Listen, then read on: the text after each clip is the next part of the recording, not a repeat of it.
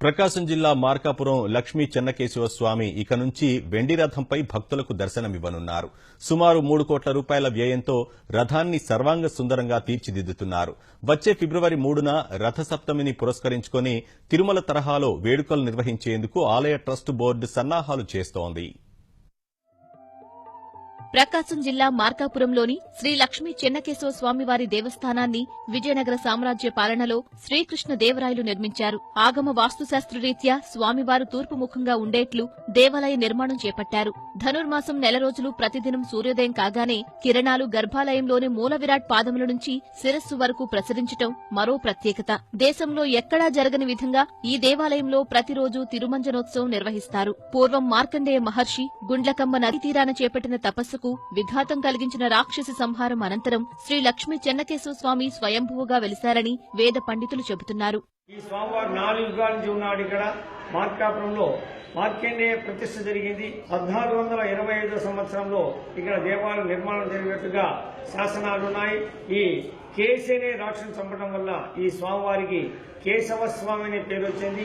స్వామివారు అందంగా ఉంటాడు కాబట్టి కన్నడంలో చెన్న అంటే అందంగా ఉంటాడని అర్థము. కాబట్టి చెన్న కేశవ స్వామిగా ఇక్కడ పిలుస్తూ ఉన్నారు.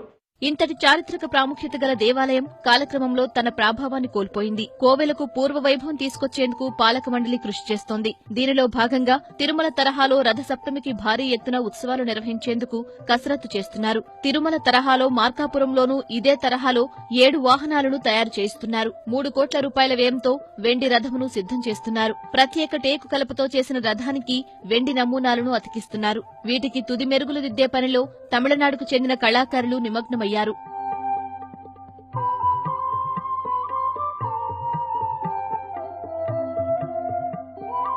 ఆలయ ట్రస్ట్ బోర్డు దాతల సహకారంతో రథసప్తమి వేడుకలను అంగరంగ వైభవంగా నిర్వహించేందుకు ఏర్పాట్లు చేస్తున్నామని ఆలయ బోర్డు సభ్యులు చెబుతున్నారు. సుమారు 500 కేజీలతోటి వెండి రథం అనేది తిరుమల తర్వాత ఏ ప్రాంతం కూడా ఇటువంటి రథం నిర్మించలేదు. సూర్యవాహనం మొదలు చంద్రవాహనం వరకు 6 వాహనాలలో స్వామివారిని మార్గంలో చేయాలని చెప్పేసి ఏర్పాటు జరుగుతున్నది. తిరుమలలో ఏ విధంగా అయితే రథసప్తమి కార్యక్రమం ఏర్పాటు చేస్తున్నారో అదేవిధంగా ఇక్కడ మార్కాపురం పట్టణంలో కూడా 4 మాడవీధుల యందు 6 వాహనాల మీద మరియు ఆఖరిగా వెండి రథం మీద స్వామివారి ఉత్సవం జరిగే విధంగా ఏర్పాట్లు చేస్తున్నాం.